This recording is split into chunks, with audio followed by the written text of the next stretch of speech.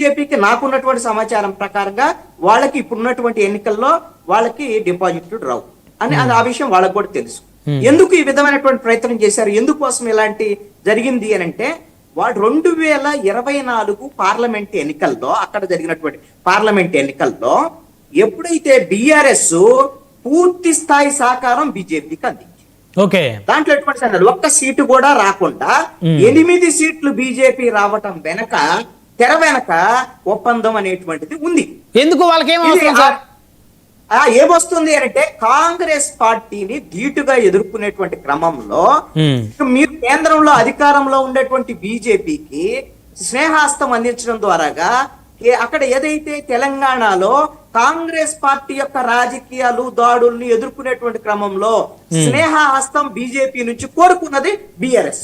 లేకపోతే తట్టుకోలేము, ఇద్దరు శత్రువులతో మనం పోరాడి మిగలదు, మన పార్టీ ఇబ్బంది అవుతుంది ఓడిపోయినటువంటి నేపథ్యంలో అనేది ఇది రాజకీయ వ్యూహాల్లో భాగం. ఇది అందుకోసమని అప్పుడు వాళ్ళు చేసినటువంటి స్నేహాస్తం ఏదైతే అందించినటువంటి పరిస్థితి ఉందో, ఇప్పుడు మీకు జూబ్లీహిల్స్ ఎన్నికల్లో బీజేపీ కూడా ఈ ఎన్నికల్లో బీఆర్ఎస్ ను గెలిపించడం ద్వారాగా మరి బీజేపీకి వచ్చేటువంటి లాభం ఏంటి?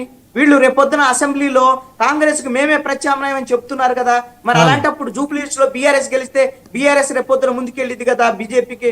అంటే వీళ్ళిద్దరు లక్ష్యము, బీఆర్ఎస్ బీజేపీ లక్ష్యము కాంగ్రెస్ ని దెబ్బతి, కాంగ్రెస్ ప్రభుత్వం బాగలేదు, ఇది ఫీల్ గుడ్ ఫ్యాక్టర్ అనేటువంటి చెప్పుకునేటువంటి తెలంగాణలో ఒకటే అంటారు బీజేపీ బీఆర్ఎస్. ఇప్పుడైతే ఈ ఎన్నికల్లో అయితే ఇది రాజకీయ వ్యూహంలో బాగా తప్పు రైట్లు అనేది ఏముండవండి. ఎంఐఎం కాంగ్రెస్ పార్టీకి మద్దతు ఇచ్చింది, కాంగ్రెస్ ను ఓడించడం అనేది బీజేపీ లక్ష్యం, అదే విధంగా బీఆర్ఎస్ లక్ష్యం కూడా కాంగ్రెస్ ను ఓడించటమే. ఆ క్రమంలో ఎన్ని ఓట్లు గిన బీజేపీకి పెరిగితే ప్రభుత్వ వ్యతిరేక ఓటు అనేటువంటిది అది బీఆర్ఎస్ కు నష్టం కలిగించేటువంటి అంశం ఉంటుంది. కాబట్టి అందుకని వ్యూహాత్మకంగా వెనక తగ్గి ప్రధానమైనటువంటి శత్రువు ఇప్పుడు రాజకీయ శత్రువు కాంగ్రెస్ పార్టీ బీజేపీకి. ఓడిపోయినటువంటి బీఆర్ఎస్ కాదు, ఇప్పుడు గెలిచినంత మాత్రాన బీఆర్ఎస్ కి ఒక ఆక్సిజన్ లాంటిది, ఐసీయూలో ఉన్నటువంటి పేషెంట్ కి ఒక ఆక్సిజన్ లాంటిది తప్ప, ఇది మేము కూడా ఉన్నామని చెప్పుకోవడానికి తప్ప.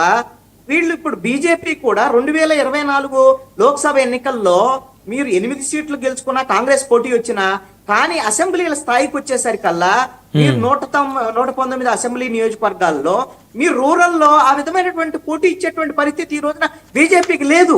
ఆ ఉన్నటువంటి అవకాశాన్ని వినియోగించుకునేటువంటి పరిస్థితి లేదు.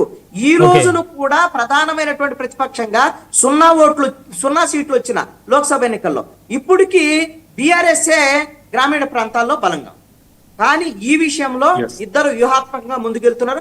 అయినా సరే అధికారంలో ఉన్నటువంటి కాంగ్రెస్ పార్టీని ధీటుగా ఎదుర్కొని ఎన్నికల్లో గెలవటం అయితే మాత్రం బీఆర్ఎస్ కష్టమైనటువంటి ప్రక్రియగా కనబడుతుంది.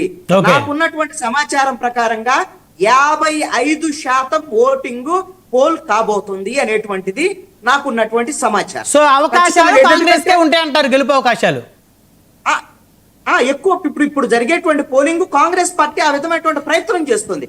అది కాంగ్రెస్ పార్టీ చేస్తున్నటువంటి ఈ ప్రయత్నాల వల్ల ఒక 2000, 3000 దగ్గర నుంచి 5000 లోపులో ఒకవేళ కాంగ్రెస్ పార్టీ గెలవటానికి అవకాశం ఉంది. ఇదంతా కూడా విశ్వ ప్రయత్నం చేసి ముఖ్యమంత్రి కూడా అక్కడే ఉండి చావో రేవో అన్నట్లుగా అధికార యంత్రాంగాన్ని, ముస్లిం సంబంధించినటువంటి ఓటర్లని, ఎంఐఎం ని ఇవన్నిటిని ఉపయోగించుకొని పూర్తి స్థాయి ఎఫర్ట్ చేసి ఇది అధికారాన్ని అడ్డం పెట్టుకుని గెలిచేటువంటి ప్రయత్నం.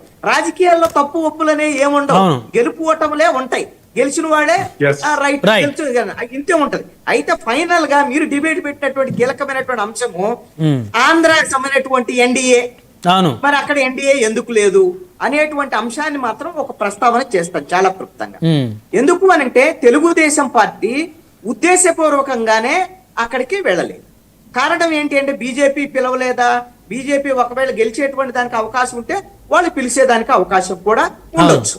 కానీ వాళ్లే అస్త్ర సన్యాసం చేసి బీఆర్ఎస్ ను గెలిపించాలనే వాళ్ళ ఆలోచనలో ఉన్నప్పుడు తెలుగుదేశం పార్టీని పిలిచేదానికి అవకాశం లేదు. పోనీ తెలుగుదేశం భవిష్యత్తులో అక్కడ పోటీ చేయదంటే నాకు తెలిసినంత వరకు 2028 ఎన్నికల్లో ఎన్డీఏకి సంబంధించినటువంటి ఈ కూటమి పునరుద్ధరణ జరిగి అక్కడ కూడా పోటీ చేయాలనేటువంటి ఆలోచనల్లో తెలుగుదేశం పార్టీ కూడా ఉంది, బీజేపీతో కూడా అలాంటి ప్రయత్నాలు ఉన్నాయి. రెండు చోట్ల అక్కడ 2028లో పోటీ చేస్తే 29లో ఇక్కడ మరింత బలంగా ముందుకెళ్లొచ్చు, బీజేపీతో కలిసే ఉండాలి అనేటువంటిది తెలుగుదేశం పార్టీ బలంగా నిర్ణయించుకున్నటువంటి అంశం. Okay. మరి ఇప్పుడు ఎందుకు వెళ్ళలేదు? కారణం ఏంటి అని అంటే అక్కడ బీజేపీ పూర్తి స్థాయిలో పోటీ చేయడం. అలాగని ఎవరికి సపోర్ట్ చేస్తున్నారు అని అంటే తెలుగుదేశం మూలాలు ఉన్నటువంటి వాళ్ళు, ఆంధ్ర మూలాలు ఉన్నటువంటి వాళ్ళు, వాళ్ళల్లో ప్రధానమైనటువంటి వర్గం కమ్మ, క్షత్రియ సామాజిక వర్గం. ఈ రెండు సామాజిక వర్గాలు చాలా కీలకమైనటువంటి ప్రభావిత వర్గం కమ్మ సామాజిక వర్గం. కమ్మ సామాజిక వర్గంలో క్షేత్రస్థాయి ఓటర్లు, సాధారణమైనటువంటి ఓటర్లు అందరూ కూడా బిఆర్ఎస్ తోనే ఉన్నారు. 18లో వీళ్ళు పోటీ చేశారు తెలుగుదేశం. మీరు తర్వాత జరిగినటువంటి లోక్సభ, ఆ తర్వాత 23 జరిగినటువంటి ఎన్నికలు, ఎన్నిట్లో కూడా బిఆర్ఎస్ తోనే ఉన్నారు. అయితే ఇప్పుడు జరిగినటువంటి మొన్న 23లో తెలుగుదేశం నాయకత్వమో లేకపోతే వాళ్ళ నాయకత్వమో రేవంత్ రెడ్డికి సపోర్ట్ చేసినట్టుగా, కాంగ్రెస్ పార్టీకి సపోర్ట్ చేసినట్టుగా కనపడింది. కానీ సిటీలో మాత్రము తెలుగుదేశానికి సంబంధించినటువంటి వాళ్ళ అభిమానులు, ఆంధ్ర మూలాల్లో ఉన్నటువంటి వాళ్ళు బిఆర్ఎస్ సపోర్ట్. సో అంటే మీరు ఇక్కడ మాగంటి గోపీనాథ్ గారికి, శేర్లింగంపల్లి వారికి, ఇప్పుడు గాంధీ గారికి ఆ విధంగా సపోర్ట్ చేసుకుంటూ వెళ్ళారు, సపోర్ట్ చేశారు, బహిరంగ సపోర్ట్. ఇప్పుడు కూడా సాధారణమైనటువంటి ఓటర్లు, మహిళలు, కమ్మ సామాజిక వర్గానికి సంబంధించినటువంటి వాళ్ళు బిఆర్ఎస్ వైపే ఉన్నారు. ఎవరైతే ఈ రియల్ ఎస్టేట్ వ్యాపారులు కొంత ప్రభావితంగా కనపడేటువంటి వాళ్ళు, మనం రేవంత్ రెడ్డికి వ్యతిరేకంగా ఉంటే రేవంత్ రెడ్డి మనల్ని టార్గెట్ చేస్తారు అనే దాని మీద వీళ్ళందరూ వెళ్ళి రేవంత్ రెడ్డికి మేము మీకు మద్దతు అని కూడా విషయాలు కూడా చెప్పారు. ఉదయం జరిగినటువంటి పోలింగ్ సంబంధించినటువంటి విషయంలో కాంగ్రెస్ పార్టీ ఇంటెలిజెన్స్ ద్వారా ఒక సమాచారం వచ్చింది. మొత్తం ఆంధ్ర మూలాలు ఉన్నటువంటి సామాజిక ఓటర్లందరూ కూడా ఈ కమ్మ సామాజిక వర్గంలో బిఆర్ఎస్ వైపు ఇస్తున్నారు అనే దాని మీదే కాంగ్రెస్ పార్టీ ఒక అల్టిమేటం ఈ తర్వాత మాట్లాడేటువంటి సోషల్ మీడియాలో ఎవరికి ఓట్లు వేస్తున్నారో మాకు తెలుసు, ఈ ప్రభుత్వం నుంచి మీకు గినమైన లాభాలు కావాలంటే ప్రభుత్వానికి అనుకూలంగా వేస్తేనే, లేకపోతే అలాంటి ప్రయోజనాలు కలగవు అనేటువంటి విధంగా కొన్ని హెచ్చరికలు కూడా జారీ చేసినటువంటి పరిస్థితులు కూడా ఉన్నాయి. నాకున్నటువంటి సమాచారం ప్రకారంగా నేను ఒక అభిప్రాయం చెప్తాను. గెలుపు ఓటముల మీద ఎంతో కొంత కాంగ్రెస్ పార్టీ చేస్తున్నటువంటి ప్రయత్నాలు పోలింగ్ విషయంలో